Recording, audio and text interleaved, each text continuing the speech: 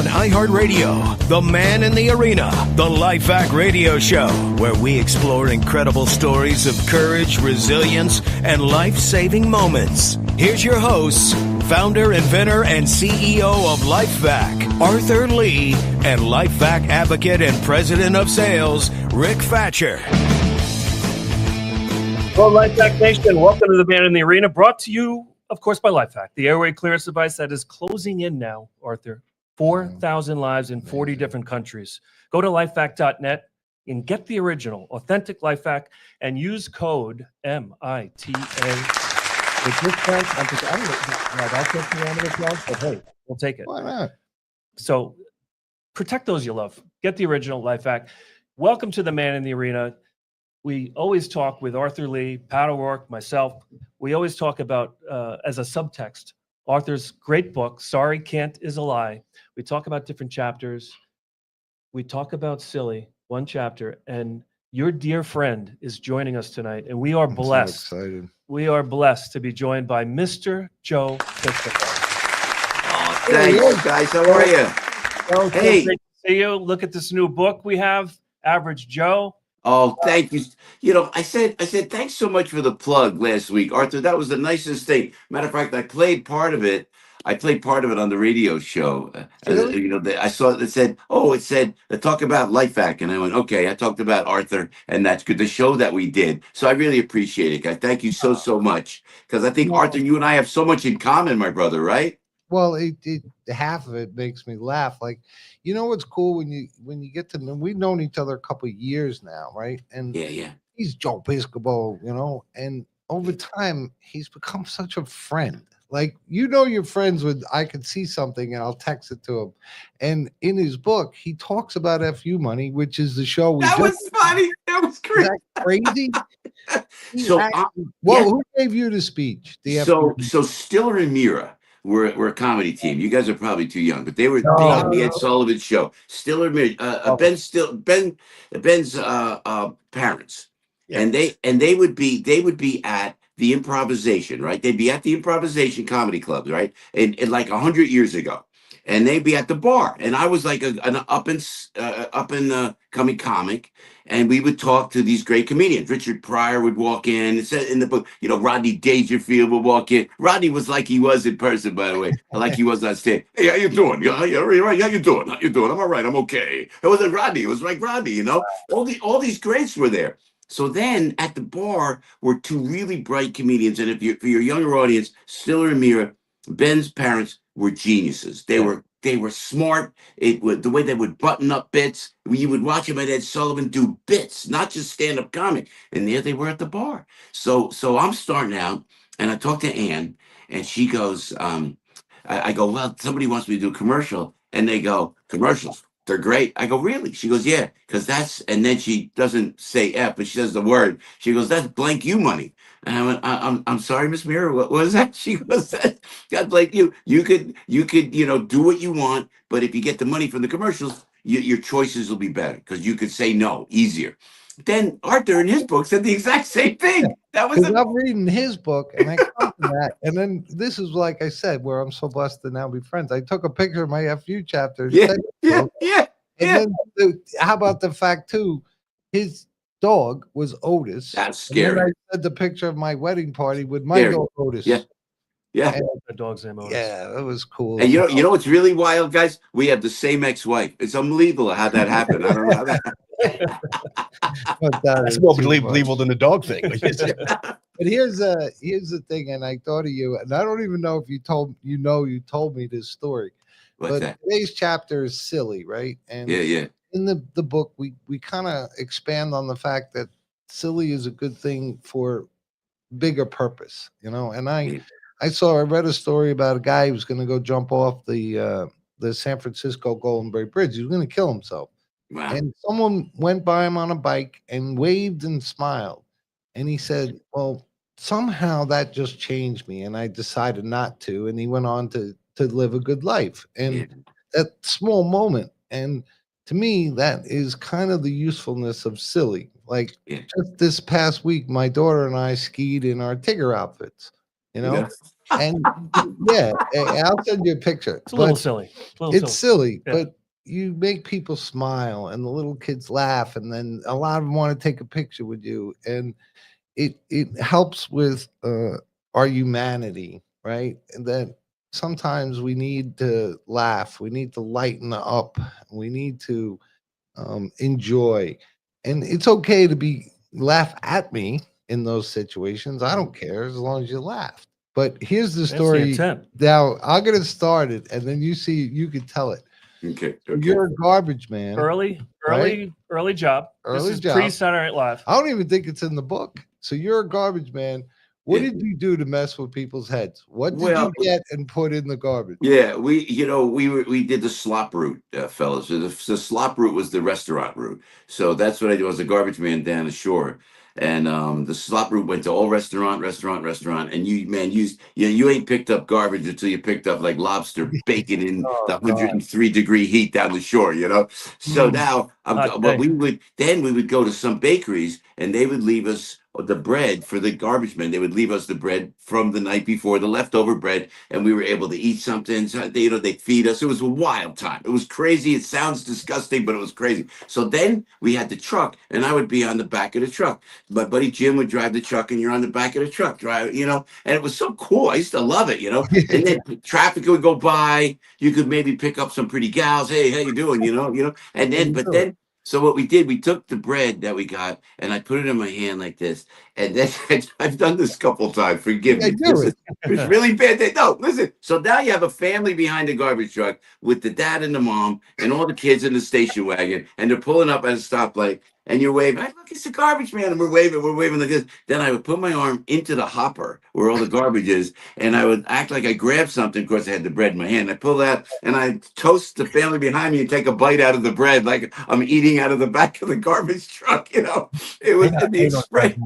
The Yeah. expressions was wild. It was wild, man. But I was a kid. What am I going to tell you? So I'm sorry if I traumatized those kids like forever. No, they laughed, I'm sure too. Yeah. But I Fun. think that for me and you, it's another example of kind of getting each other, right? So you gave him a smile, you made him think it was silly, it was Yeah. fun. Yeah. You And got to do it, man. the reason I think that people need to read your book is you maintain integrity throughout your life, but so many different avenues of a human's life, right? Yeah. From comedian to Saturday Night Live to bodybuilding to radio guy to Sinatra, and I think for people's well-being, it's that continuation and going down paths and not necessarily knowing where you were Yeah. going. Yeah. It's so true. Tell the story about and this is kind of another perseverance when you went to the comedy show the first time and then said, oh my God, so you got there early, and who was that? Yeah, we went in the first time I went into the comedy clubs. There was such a long line. I wrote about this in the book down 44th and 9th. It was Hell's Kitchen, guys, and I said I'll go do some comedy. And then I remember pulled up to the club. It was audition night. Comedy was like rock and roll back then. Arthur, you and I have talked about this. Yeah. People don't understand that era, the late 70s in New York and the comedy clubs. Forget about it. It was wild, comedy wise, and I wanted to be a part of it to maybe move on and become an actor. So I remember I drove from Jersey to the Lincoln Tunnel, and I drove by the club. There must have been, I swear to goodness, 200, maybe 400 people lined up waiting to get in an audition, man. It was that hot. And I just looked at that line, and I just kept going, went right back in the Lincoln Tunnel, went back home. I totally chickened out. But then we went back. We would have Gilbert Gottfried would be there. Larry David was there. Jerry Seinfeld was there. And then all these guys that were, I remember Elaine Boozler, Bette Midler would come in. But you went at like 4 a.m. because you realized that to get in, you had to be at the front of the line. And I think that there's a reason that those successful comics were there at that time. Yeah, good point. Arthur, to your point, you're right. We had to get there at noon. So I got there think about it. The doors opened at 8 to give us a number. Shows were at 9. So we'd be waiting. I was the only guy with a car. I had this really, really nondescript Ford Fairmont. Remember the Ford Fairmont? You know what I mean? Sure. It looked like Jerry Seinfeld. It looks like a government vehicle. He said, which is a great line. Great line. So now it was noon, and we'd have to wait. And spending 6, 7, 8 hours with Gilbert Gottfried in the car. It was hysterical. It was That's right. hysterical. Crazy. Oh, you drove with Gilbert. Yeah, but Gilbert walked everywhere. Gilbert never had a car. We would drive him everywhere. I was the only guy with a car. Matter of fact, when we finally started to make it a little bit, and they got us out to Los Angeles, I promise you this. And Gilbert and I roomed together, because he was too cheap to get a hotel room, so he moved in with me, Gilbert Gottfried, right? And we had a blast. He would walk Hollywood Boulevard. No one walked in LA in those days. Nobody walked. He's walking that, and I'd be driving and see Gilbert all by himself, New York style, walking down. But I can tell you, sweetheart of a guy, and we had a blast, and I learned so much from those guys. The genius of Larry David on stage. Larry would get into fights with the audience, and every time Larry would go on, we'd all run to the little opening that led to the showroom, and we'd watch Larry, man. And it was crazy. It was crazy, but it was so Larry, and it was brilliant. But in the sense of the bigger picture to the silly and its potential good for humanity, right? Who would think silly equates to humanity? One of the things at first about Joe and what made me say I got to stay with this guy. He came out and he did our for 500 saves. Very early. It was 500 saves. And he was gracious and he came out and he's always professional and he cracked us up and he did his show and we all said thank you. And I was watching him leave and he shook the hand of every guy in manufacturing. Mm-hmm. And we just went. I was honored and blessed to be at his book signing. He thanked every table. Right now, what your book maintains is a lot in the sense like my book, even though we have the same story, which is ridiculous. There's a lot of similarities. But there's a lot to the book, his book, that relates to the bigger picture of a moment and your character. He succeeded because he got up early, went to that line, right? And the reason that the successful guys are the ones he mentions, because that's what it takes. Did you ever play? What club was that? Because Pat's improvisation, 44th and 9th. Hell's Kitchen. I started doing it. Yeah, it's been gone. Oh no, that was 100 years before you started doing it, man. That was we're not that even far Caroline's is gone now. So what was your first one? I did the comic strip up on 82nd Street. There it is. It is. Yeah. Yeah. I met you know what, Arthur, back in the day we had the Improv in Hell's Kitchen. That was us. And then you'd go cross uptown to First Avenue and Catch a Rising Star was the other one. And then the comic strip, that was new virtually, because I started just about when I got out of there, the comic strip opened, and that's where Eddie would hang out, Jerry would hang out there, and Richie Tinkin. I remember all those. Huh? Which one did you get beat up at? The Catch a Rising Star. I didn't know. Yeah, it's so funny. I went in not in No Man's Sunday night, quiet night. Was it? No, listen, I got to tell you. They go to me, Joe, Richard Belzer, and you guys may not know, but Belz was the guy. And you guys are young. Belz was he's the guy. Belz was the guy that invented how to be the master of ceremony. Now he would be very blue, and I'm not, but he would be like quick on stage, man. We'd watch him. He would just make the show rock, man. And he never really did the Tonight Show or anything, or got stand-up gigs because he didn't have material. It was just there, bang, bang, bang, bang, bang. So Belz was the guy at Catch Rising Star. I get a call Sunday afternoon. Joe, Richard can't make it. Would you MC? I go, and now I'm just starting out. You want me to MC for Richard Belzer? The Bells, man? Absolutely. I went in, comfortable, crowd was great. All the comics were there. George Wallace was there. Everybody was there. It was great. And I go on stage, and you know the story, Arthur, the book, where I saw some guys in the back of the room, and it looked like it was the cast of Goodfellas, Of course, I'm like, I'm too dumb to leave it alone. I go, hey, how you doing? What are you in the mob back there? Boom. That's what it was. It's long story short, man, they took me and they worked me over, man. I had 3-4 guys on top of me. And George Wallace was just on my show last week. George Wallace, how tall is he? 7 feet tall? I told him, I said, George, you couldn't step up? You couldn't help me fight the mob in New York back in the day? He goes, no, man, I wanted your spot on stage. He goes, integrity we were talking about. Joe, you mentioned earlier that you looked at stand-up comedy to get into, I want to know how you got into it, but as a means to maybe acting afterwards. So stand up first. What gave you what pointed you in that direction? Yeah, you know what? It was you. I went to. It's a great question because I went to the auditions, and I went to like if there was an audition for a film or something like that, and then I would go in, and there would be 400 actors, man, lined up, and this is just to audition for like a role, and I'm going like, whoa, man, I gotta wait around like this, I said, nah. What's the quickest way to do it? Well, what if I go to the improv? I do 5 7 minutes. People are gonna see me on stage, and they're gonna go, yeah, they'll like me or not. That's exactly by the grace of God. That's exactly what happened. I go on stage. I was there for 6 weeks. I got asked to be a regular after about a month by Chris Albrecht. Is that why Chris put on Larry's show? He gave me all my HBO specials. He did The Sopranos, Sex in the City. He went on to become a legendary HBO executive. And he said, why don't you go in there? So I'm up there, and I remember I'm up, and one guy named Marvin Starkman. You never forget the names, And he goes, no, I could be your agent, and I'll get you commercials. And that's exactly what happened. I went on to do Buick. I went out to do Dr. Pepper. I went out to do corporate shows, industrial films, we used to call them back in the days. So a company would say, hey, will you be the young guy in the film? We go, yeah. And the money was great by the grace of God. That's all I ever wanted to do. But that's how I got there. And it worked. It's a great platform. The comedy clubs are a great platform to this day.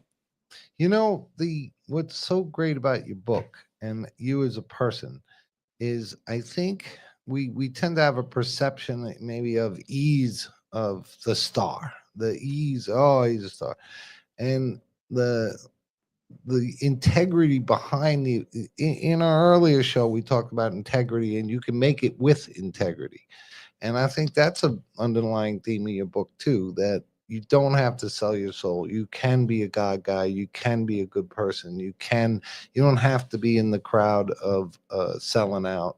And that I think is so cool. And it goes back to the silly And thing to family, some too. extent. It's okay to be silly. That's a good thing. And making people laugh is a good thing. And it definitely got to read the book. Did you read it yet? Yes, Yeah. yes. And it's Of course. You guys it are the shows some of your best. character, which I think is not necessarily known as much as it should be. Yeah. And I love to talk about that aspect of you because you've always been there for us to try and help save lives. Yeah, man. And you have saved lives. And the book shows you that you can be a good average Joe and still make it in the world. I have to take that exception to the title. Unless there's more to explain, this is no average Joe. But wait, I want to give this Pat. How did you do your first time? You were at Catch a Rising Star? No, the comic strip. Comic strip. I took a class, and then actually Brian Kilmeade took Right, me up to the class. He knows Brian. And you go up and do 5 minutes. Yeah, so Yeah. it went pretty well. But he's like he says in his book, he's like the fear of God in you. You're like, what am I doing? Yeah, I how can am I doing imagine. this? Yeah. And like he says too, you get the first laugh, and it's better than any drug. It's better than booze. It's better that it just waves over you, and you're like, oh. But that's not every night. There's plenty of fearful nights. Joe, do you ever bomb really bad? It's a good question. I always work the crowd. So I told the story in the book, and you guys will identify with it. I think when I went up and I got my first full house to perform in front of a full house. What did we have? 150, 200 people, if 200 people at the Improv. And then they go like this. They go, Joe, you're up. It's like 2:30 in the morning, second show, like a Saturday night. And it was check spot. It was the check spot. I knew it. He teaches me good terms. Some Jewish stuff too. But the worst. You don't want to be on stage when the bill goes out, man, because nobody's that funny. I mean, you don't want to be on stage when they go $400 with it, $500. You give you, and you get the blame. Yeah. So now it's check spot. I go up and I start to do material. 2:30, full house. Dead silence, man. And it was a very integral part of my journey in going into comedy. And everybody's watching in the back of the room, and I can go, oh, I don't want to do check spot, and I can complain. You know what I did? I went. Somebody snickered or said something, and I went right at the guy. And I said, something as silly as you go out dressed like that in public, you're gonna make fun of me, pal, like that, And it went from one. Somebody over here, bang, bang, bang, bang, bang, bang. It was Belzer, it was Don Rickles, it was me. It wasn't nasty, and but I got and I by the grace of God, because you don't like to ever take it for granted. Oh. It really went well for 15 minutes. Really, really went well, and that really cemented me at the improv. They made me the steady master of ceremonies after that. That was what I did. I did steady Courage. Yeah, that courage. Now, Woo! Pat, do you ever play with the audience? Like, I love guys that could do that. You know, so I interact sometimes, but you know, a lot of guys, that's their whole act, and you know, sometimes too, you like heckling too is like you give them a chance or two, you be polite about it, and then you attack. Right. I mean, he knows better than anyone, right? Yeah. I mean, you know, Yeah. so. And listen, yeah, and don't forget that's you know, I'm heckling the guys from the stage, the mob guys. I didn't know. Yeah, no, I never. Not a good idea. Not a good idea. No. Yeah. Oops. Hey, listen, Joe, I hope you can stay with us because we need to take a break. You're listening to Joe Piscopo, Arthur Lee, Pat O'Rourke, and Rick Fatscher on The Man in the Arena, and we'll be right back with more with Joe Piscopo.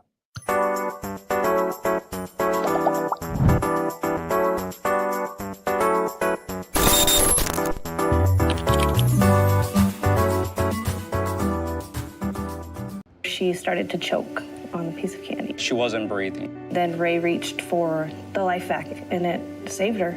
She could have easily died that day. A LifeVac saved her life. What I would say is don't need a LifeVac and not have it. Have a LifeVac and hopefully never need it. Recently, the American Red Cross has added anti-choking devices as an option when standard protocol fails or is not feasible. Go to lifevac.net or call 877-543-3822.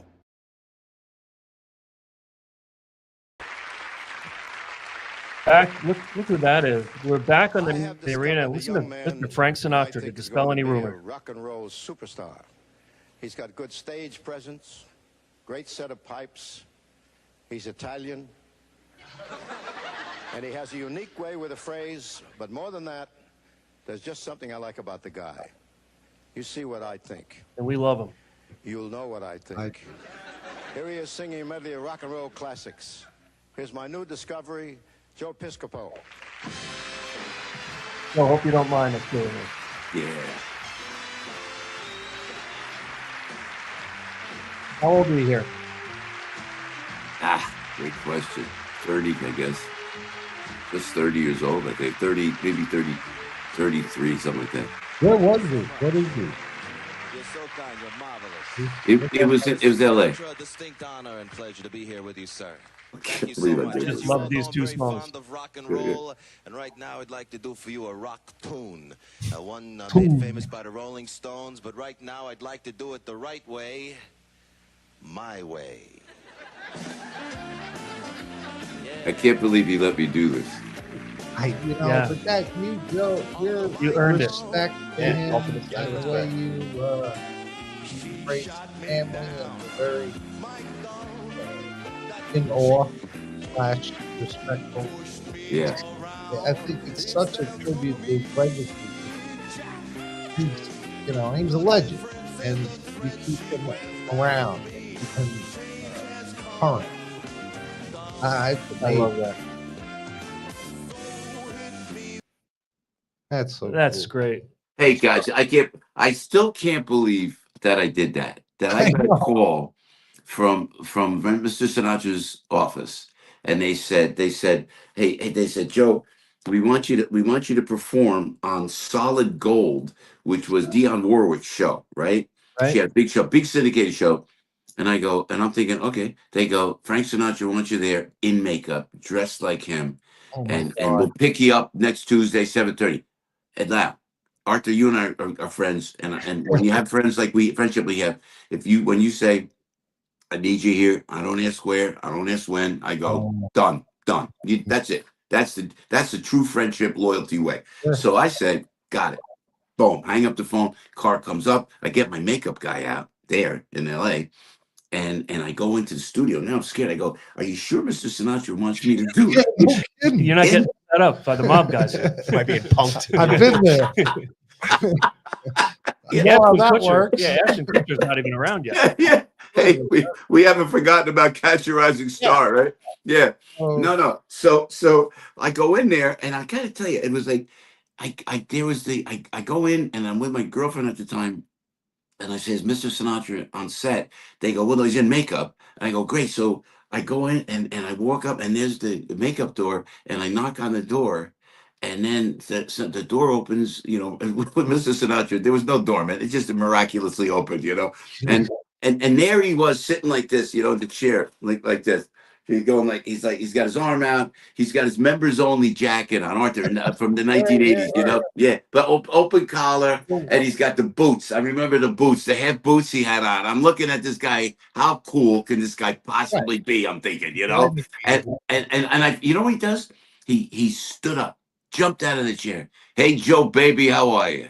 Like that. God. I'm telling you, I'm a kid, and I learn. So when I do it, Arthur Lee, you do the same thing. When someone walks in a room, you come up. One guy walked in the airport the other day. Hey, Joe, I'm a big fan, and I stand up like instinctively, just out of respect, you know. And that's what Mr. Sinatra told me. And he goes like this. Then I'm with my girlfriend.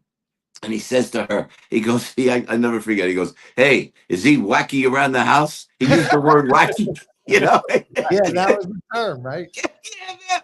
It was great. And then I did it when I was petrified. I don't doubt it. He loved it. He loved, by the grace of God, I go like this. Thank you, God. You know, he was great. First time in front of Frank. Doing Frank in front of him. I did it at the Friars Club. The original story goes at the Friars Club. I did it for Mr. S with Dean Martin to my right. I did it was Frank Sinatra, Milton Berle, Red Buttons, Dick Shawn, Angie Dickinson, Shirley MacLaine, Sammy, everybody, and there was Mr. S right to my left.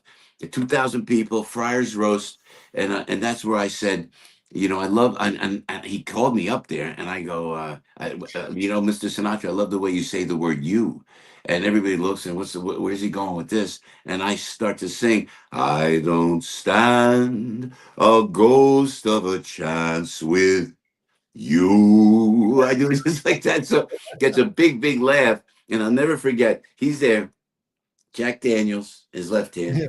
And he's got his filterless cigarette in his right hand. He's looking up like this. He's going like this, and everybody's laughing. And I felt comfortable. I said, "Hey, can I call you Frank?" And he goes, "No." Like it was great.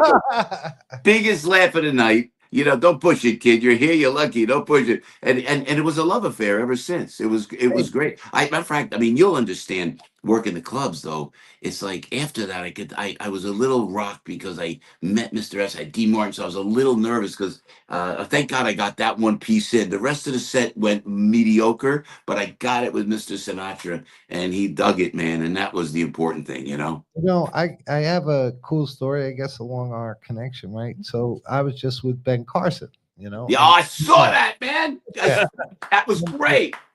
But I guess in my world, he's a bit of a Sinatra, you know, to me, right? Yeah, absolutely. And so it's so similar in this sense, and I'm able to try and understand a little bit about what you felt when he said okay, or you know, he's busting on you, and you were in the inner sanctum of his okay. So I was with Doc Carson, and I said, you know, I don't remember exactly, but we were going through to the set, and I said something like, Dr. Carson, I think we got to go over here. And he looked me in the eye, and he says, and this was after hours of being together. He looked me in the eye, and he goes, Ben, I can call him Ben. Oh, yeah, it's great. It's great. The way he did it, and the way he looked at me, made me so proud that he's a humble man. He's a beautiful human. Yeah. But I can imagine that moment of kind of the blessing of Frank Sinatra, especially you. You're so respectful. You're a Jersey guy. Yeah, Italians. And my father and Mr. S were the same exact age, same exact area, North Jersey, Italian Americans. Both their parents came from Italy. They were exact. I would see my father. That's what it's all about. I see Mr. S. I study now. Now I'm putting together the show for Sundays with Sinatra, you know, and I for this weekend. And I watch him, and I watch his movements, and I watch his vocal intonations. And there's so much of my father, that generation, that greatest generation. But as an aside, guys, if I can, Arthur, Ben Carson is one of the great humans on the planet, man. This guy's he's the nicest guy in the world, smartest guy in the world, a gentleman, and I was so impressed. May I ask, is he talking about LifeVac? Yeah, he came on, and he saw LifeVac, he liked LifeVac, and I can't tell if he contacted us to say he likes it, or we did, and we had a talk with him, and he's kind of funny, and he said, I kind of want to be involved with something that's not AI me and actual me and something I care about, and I think so. What a comfortable words of encouragement for the fact that he wants to help us. It's commercials, but he was there. He believes in it as a neurosurgeon. He's seen what happens with some deterioration in your neurological system and how you can need a choking device. But dude, you're right. What just a great human. Yeah. Him and his wife. His wife's they're God people. And you met her? Have you met his wife? You know what? I have not. She's a pip. You would love her. Yeah. Speaking of which, yesterday was St. Joseph's Day. I got to do this. Look at this. I found this T-shirt, this sweatshirt. I'm doing my John Fetterman impression here today on the show. With this. I'm sorry. No, and I want to do. No, I'm casual. I'm here. I'm in. Look at this, St. Joseph. Look at that. It says, look at that. Work hard and pray hard. It says St. Joseph, the worker. This is the foster father of Jesus. And you know what? And I know you think about it. Here's the guy where Mary came to him and said, I'm going to have a baby. And Joseph goes, really? He goes, I'm sorry, you're going to have a baby? Yeah. But yeah, I got visited by this angel, and Joseph's like, oh, who's this angel guy? I mean, you know what I mean? You know what I mean? You mean from the South Bronx angel? I tell you. So now this guy, Joseph, he gets a dream. And he sticks right by Mary's side. Put all the religion aside. Let's go to a Jewish couple from Nazareth taking a donkey to Jerusalem, for crying out loud, to have a baby because they don't want the baby to be killed, And it was, and as a guy who walked the planet, of course the Catholics made him a saint. That's my patron saint, Saint Joseph. I can't believe I found it online. And I think now, guys, if I may, in the political atmosphere, we're allowed to, be proud about our certain religions now. They don't want to vilify us. Am I right? And you're trying to top St. Pat. We got male and female. Joe. By that. Yeah. Did you see? Wait. Did you see Don Novello? Ireland. They were never there, but that's okay. No. Did you see Don Novello's piece, Father Guido Sarducci, about that? He has a great piece where he goes on Saturday Night Live 100 years ago. He's a genius, and I've gone on the road with him. He's a great guy. Don Novello. He plays Father Guido Sarducci. He goes, this guy, he goes, St. Patrick gets all the attention, but St. Patrick, he was an average saint. He goes, St. Joseph was a good saint. He goes, and he got nothing. And he goes, he did five. It's hysterical. All the attention. Yes. Yeah. Funny. Yep. That is amazing. I would be remiss, and I would hate to miss the opportunity of tying in family, because I know it's a huge part of your background, what gave you the inspiration, your work ethic, all that. Talk about the importance of, you talk a lot about your mom and your dad, and then in turn your kids. I got more on his mom, and boy, she was something else. Did we lose Joe? I got you.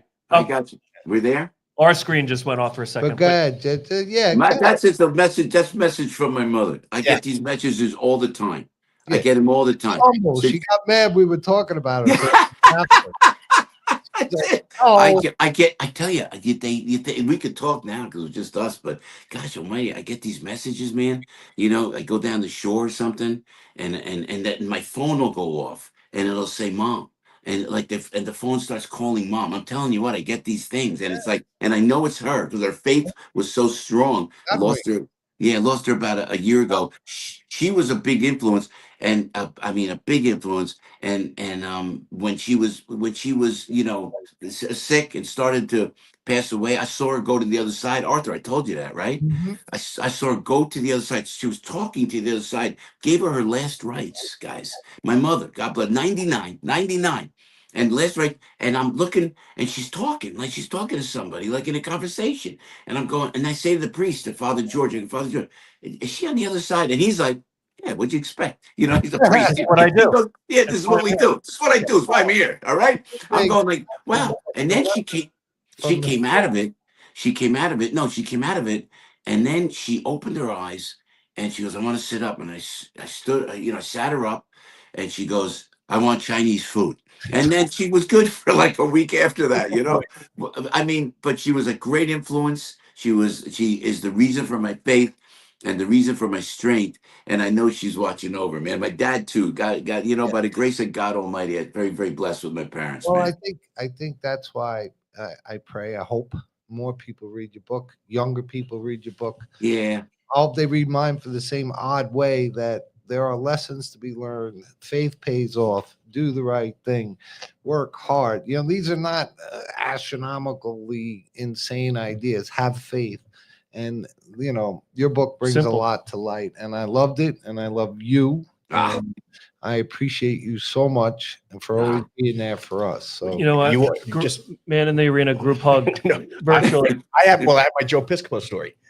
So I met you 4 or 5 times. We used to go to the Yogi Berra tournament every year, the golf tournament. Yeah, man. A good friend of mine was neighbors with Yogi, and great guy. He now flies around sick people for free. He has a plane, but he used to fly Yogi back and forth to the Hall of Fame every year. Wow. And they'd raffle off something at his tournament if you want to take a ride with Yogi. Yeah. And you're just like in your book. You would work the room. You'd say hi to everyone. I actually met you in the bathroom once with like your son. Uh-oh. And you're like, "No, I'll shake your hand." Like, he's like, "No, soap and water." Yeah, and you were great. You were, just like. See, Joe, isn't that cool? Thanks, man. No, Yogi, thank you, and thanks for supporting Yogi. I remember those days directly, man. Yogi, very special guy. Funny, nice, decent. He and Carmen, it was great. Those were great days, man. But it's all about my parents. But Arthur, I got to tell you, like when I talked to you, and then last time I was with you guys out there, and then you said, and then some things were happening, always in the news. Something horrible was happening in New Orleans, and you said, "Yeah, that's the bad stuff. Let me talk about the 3,300, now 4,000 lives that we have saved." That is exactly what we try to do. Matter of fact, for Lent, I've given up negative news. That's what I did. Yeah. I said, I agree. Why Good not? for you. Good for everybody. We can take a break. I said, if I see one more time, can I let me just rant for a second, like I do on my radio show every morning. I go, I don't watch the other networks, and I don't dislike them. I don't hate anybody. I just don't want to hear the constant negativity. I don't want to hear it because there's no basis for it. You should be lucky that you're here in America, the greatest country in the world. You should embrace it. Like my grandparents used to be behind me. If you could see, that's my grandfather Rosario there with his brother. And these guys, and you go in, and when I go out there, and I'm out there, and I'm always preaching what's good and what's nice and everything.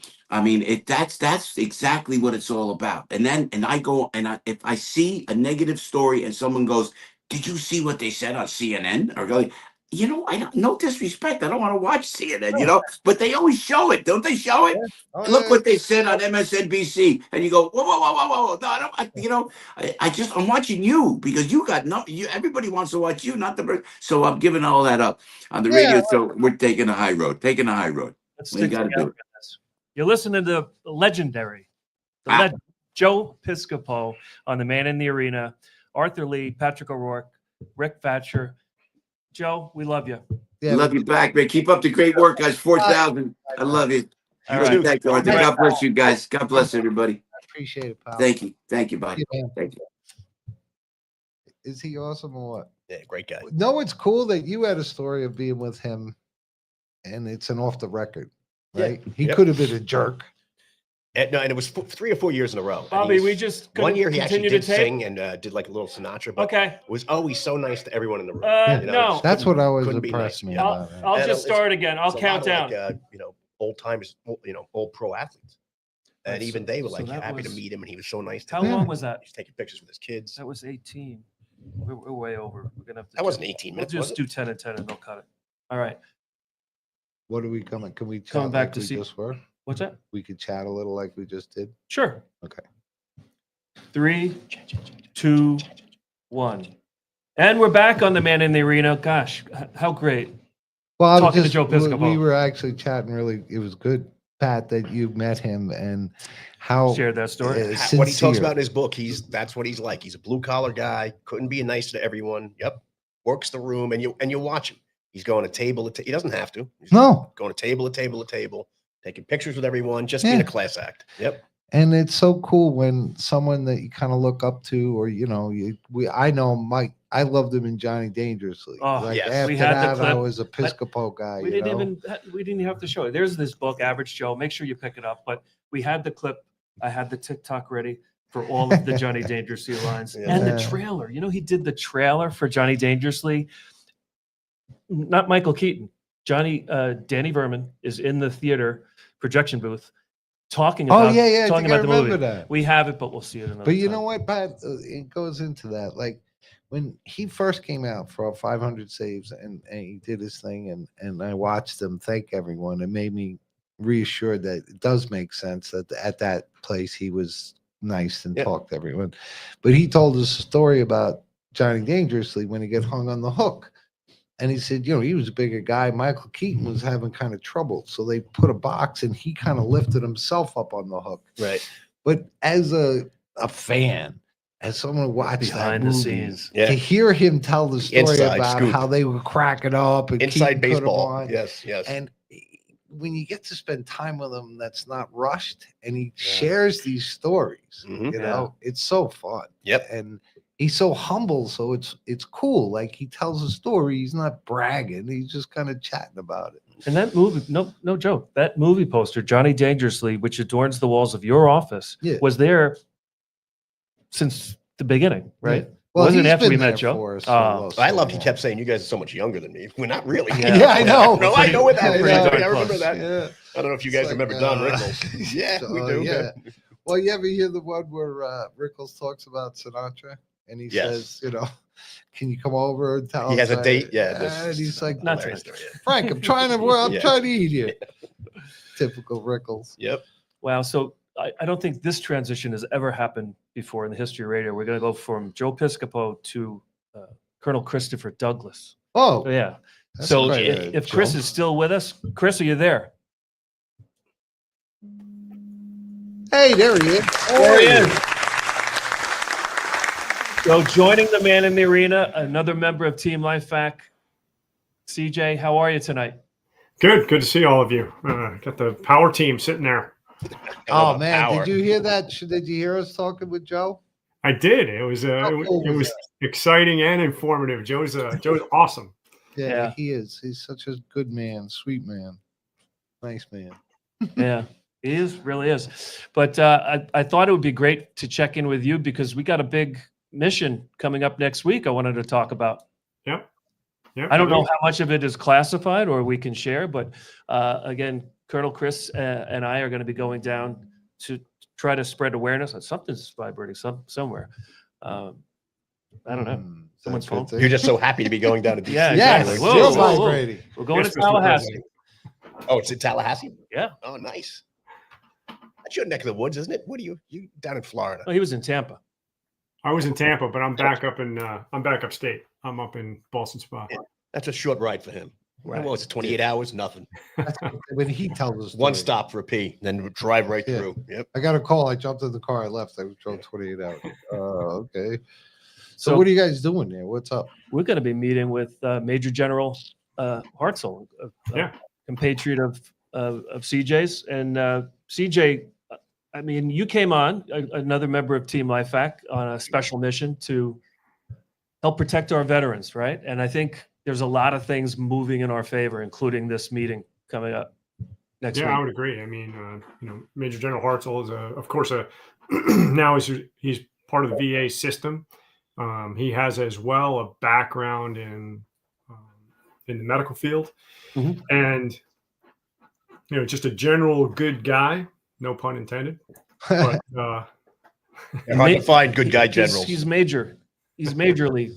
Yeah, but he's interested in learning more about it and seeing how he can assist with the veteran community. So and we're just the guys guys excited to talk to him. And again, today we met with a bunch of people from the Stony Brook, and they also have a large VA community. So maybe when you get back, we kind of go out there together.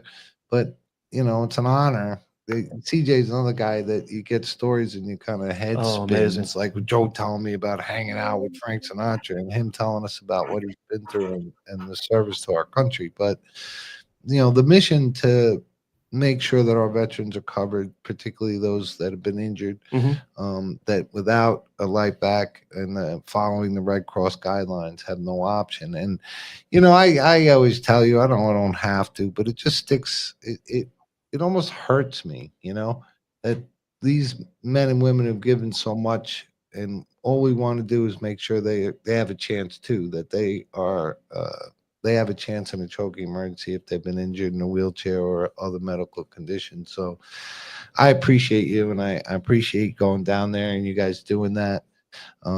It's something we have to address. Yeah. It's just non-negotiable. You cannot just die, So that way, especially. Yeah, and especially gave so much for us, and then Yeah. you just sit there and they watch you. And you know what? So much is on our side. Number one, LifeVac. Thank you.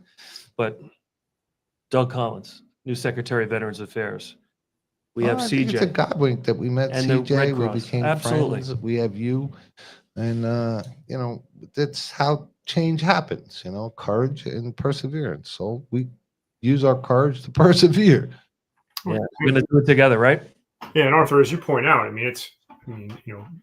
it's not that it's preventable, but it's possible to eliminate the number of deaths. Yeah. And, regardless of whether it's service members, families, extended families, kids in schools, whatever it is, it's an effective tool, and it's great that the protocol now allows.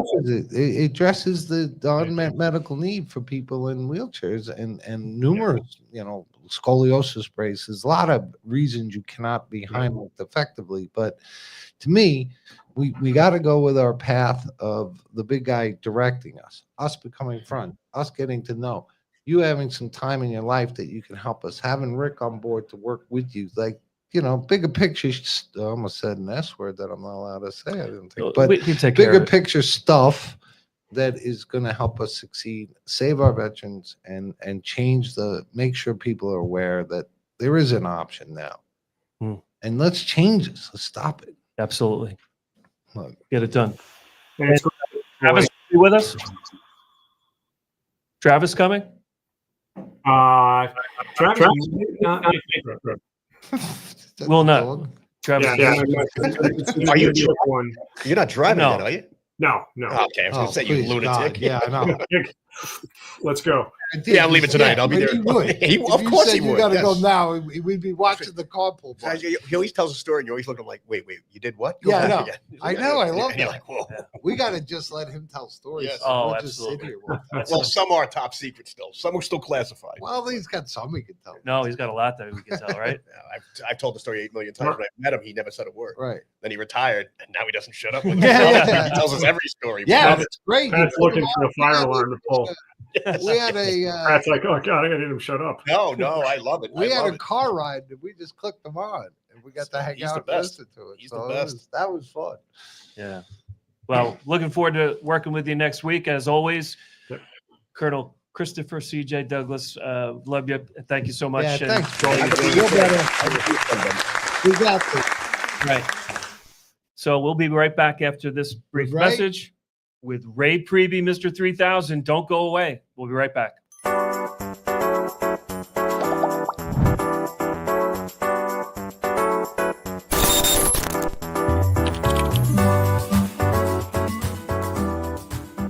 I was in the living room when I heard my son Carter, who was 2 at the time. I looked over and I saw him grabbing for his face and his throat. I grabbed the LifeVac. I put the mask on his face and placed push-pull. The LifeVac dislodged the ice cube from his airway and he started crying. The most amazing sound I've ever heard in my entire life. Please protect your family. Get a LifeVac.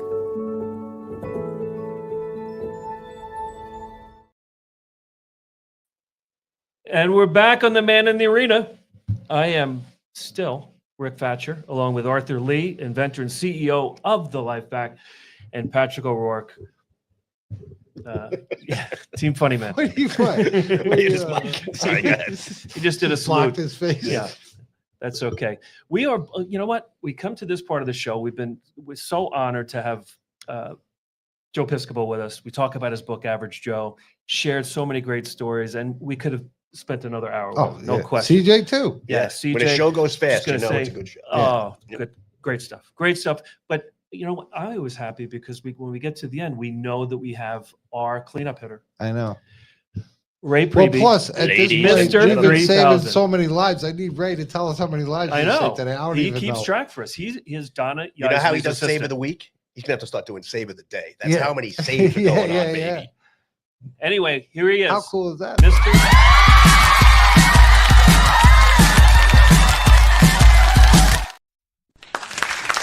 Man in the Arena, coming to you live from Cape Coral. How's everyone doing tonight? Fantastic. Looking very springy. I like it. Easter. Very colors. springy. It's been a great week. Great week. Hey, wait. I want to thank you for that call we made together at the Children's Hospital. I enjoyed it very much. I enjoyed the people, but I enjoy that I get to spend some time with you and watch your passion and appreciate it. So I absolutely. I sobbed. I'm not gonna lie. Telling my story, I get very emotional. But again, it's for a good purpose. Spreading the word, getting people to understand what LifeVac is, what it does, how easy it is to use. That's my life goal. Get the word out there, get it in everyone's hands. That's why I'm here. But it was just I enjoy your company as a friend, but I also get to feel that gratitude of your sharing of gratitude and the paying it forward. And it's for me, it's nice to watch that, to see someone else take us on. And we have numerous LifeVackers, but I just want to say I was grateful. And I don't know how many saves we've had today, so you're gonna fill us in, and I'm gonna be very happy. Well, I love, this is my favorite part. Hey, Bobby, roll that number. Hey, Bobby, roll that number. Roll it, Bobby. For those folks at home, That thing was 3692. 3,730. That's like 40. This is insane. Oh my It's God. gonna be That's waiting. awesome. Wait a minute. Hold the phone. I think that number's off a little bit, gentlemen. Another I one? love when that number's off. We have a total to save 3,735 saves to date. 2,332 children. Just those that are reported. 332 kids. We learn Just every day. reported. Do you know how Just many we had reported. today? Did Donna give you how many we had today? We had, let me look it up real quick, but I can tell you, we do have 38 saves this week. Is that a So record? from the 13th to the 20th, we've had 38 saves. And we've had today six saves today. Oh my God. 6 saves. Wait a minute. How many have we had since number 3,000? 735 saves. In how many days? 151 days. We've had 735 saves. Pat is scribbling feverishly. You know, we were more than 3.5 a day. That's my unbelievable. We were in Hall of Saves today with the people from Stony Brook, and we were pointing it out. And we were going through some that we know and seen, and that a lot of them are on the first wall, the earlier dates, and then we spun around and Rick pointed out yours, and I thought of you up on the lift putting it up there, and your daughter come flying across and sliding across the freaking Little Pete floor. Rose impersonation. And it didn't even slow her down. Jumped right back up and kept on going. Yeah, she could have took third base after sliding into second with her jump up and go. Yeah. But it was just a cool memory of a life moment. And, and they do stand, certain members like Brace stand out. Yeah. And I remember as I was trying to tell the story to the nice young lady from Stony Brook Development, why do you call him Mr. 3000? Yeah. So it's just a great story to tell and just show the evolution of that room. Pat, you're doing math It's over like there. when it's like when we were in Jacksonville, I had people from the audience coming up. You're Mr. 3000. You're Mr. 3000. So yeah, it's a humbling experience, and I love it.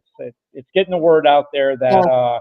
You want to talk about that? Ben Carson recites your line when he says, Wow. that I hope you. What is your line? I hope you never use it, but if you do, LifeVac, have it and not need it. Don't need it and not have it. The life you've saved could be your own. He said that on our first conference call, and I was like, I've heard that somewhere. It was Mr. 3000. 3,000 save in the last 151 days. You're averaging like 4.8 saves a day. Wow. And that's what they report. Right. Yeah. But that's kind of where the whole saves, the people that are watching and people on the radio, whole saves is we have pictures of everyone we save. So you need a bigger warehouse. Coming up to 4,000 pictures on the wall, and it's like it's our cathedral. And if you go to lifevac.net, you can see it. But it takes the number out and it puts it back to humanity. And that, what was it? How many a day did you say? 4.8 a day since 3,000. Right. So that means that 5 people a day. Yeah. That wouldn't have been here, maybe. Right. I mean, that's amazing. But the crushing of the souls of everyone around. How much? Over 2,000 kids. Yeah. It's the biggest sin of all. And then if you were there at the Children's Hospital when Ray spoke, you would really get what one life is. And well, I know. I have kids. Yeah. Can't even imagine. And speaking of one life, let's roll into the highlight of the week, shall we? Yeah. Highlight of the week. The highlight of the week. Here we go. A 39-year-old female with a neurological disorder choked while taking her medication, causing a total obstruction. Protocol was not followed as she was found completely unresponsive. The mother stated she almost died in the bathroom. We did 4 CPR sets of compressions and in between 4 LifeVac pulls. She came to on the 4th pull with the LifeVac. The LifeVac completely cleared the blockage. There's absolutely no doubt in my mind that LifeVac saved her life. Oh my God. God bless the man who invented this device. There he is. Yeah. Wow, that one hits home, all right. I mean, you read that, and that's what they wrote. So you know what that moment was like. Every week it ends with the same line. Absolutely. Without a doubt, it was LifeVac that saved the life. Yep. And for somebody in that position, such as myself, you feel it. You can feel the emotion behind those words. That's what it's all about, brother. Good stuff. Yeah. Right. Each week we're all brought back to that moment that you've told us about, and we've seen on the news about you saving your daughter. And it's such an impact on me that, your realization, number one, that you're saving your daughter's life, but also the humanity and the awareness level of LifeVac has grown, where 2 passing by motorists also come by. 2 motorists who actually saw what was going on, stopped, and actually was running towards us with their LifeVac. Well, we got to keep that going. Keep going. And, I think a testament to the power of what he experienced, and reading that, you could feel him. That's why he's here helping us. He's a guy that takes time out of his every week to make sure he comes on with some weirdo shirt. And whoa. Don't you leave my shirt alone, man. I didn't see that one coming. We're allowed to pick on each other. We're friends. But his dedication just to help others. Absolutely. And that's what it's about. And to share his painful story, or to read off these stories and come every week and help us spread the word. Honored to know you, and I am grateful that we're friends too, because that's awesome. Absolutely. Likewise. We're surrounded by great individuals. Yeah. In fact, for those that don't see our green room, Colonel Chris is still connected to us. God bless you, Colonel Chris. Oh, cool, CJ. So, Mr. 3000, Ray Priebe, each and every week, we thank you so much for your contribution, for being here. And we'll see you next week. Love you guys. Don't forget, get a LifeVac. God bless. Yeah, go to lifevac.net. Use code MITA if you care, and we will get 15% off. And get the real, authentic LifeVac. We don't mention it all the time, but we should mention now. There's a lot of problems with knockoffs and counterfeits, and we just got to get the real McCoy. I don't even know real McCoy. But listen, we want to thank you so much for joining us on The Man in the Arena. Arthur Lee, thank you so much for everything. It was a fun show. I have an update too. It's I said 4th of July for 4,000. It's probably going to be early June. Oh, let's start that. Every show we got to guess. Are you going to next show? My birthday is show. June 7th. I will go with my birthday will be 4,000. Dude, and if it's not, cool. I'll save myself just to get. Okay. I will have my prediction next week on when it's going to happen. Okay, you know what, Ray? I think as part of your assignment, we're going to have an official contest, and we'll log everybody's input. Yeah, let's make Ray do more work. Absolutely. Yeah. No, we'll as long as you're at it. I say June 7th, my birthday. All right, and you're he's on. June 9th. Yeah. Was that your 2 days birthday? away? We went through. We just straightened it out, which is the 7th, which is the 8th. Brian Kelly's the 8th. Amazing. So those of you who are still listening in Los Angeles, Houston, Orlando, and New York are completely confused. Where's the now. one we made up Lost though? They're listening. Detroit. Yeah, Detroit. Yeah, East Lansing. We'll just start yeah, yelling we'll out probably cities. be there. Yeah. Well, we thank you so much for joining us. We'll see you next week on The Man in the Arena. And hey, Mike Rowe, why don't you sing us out? MITI. Take us, Mike. And sing along if you know the words. It's no joke when you choke, so get LifeVac and live. Without breath, there'll be death, so get LifeVac and live. Get LifeVac and live. Get LifeVac and live. LifeVac and live.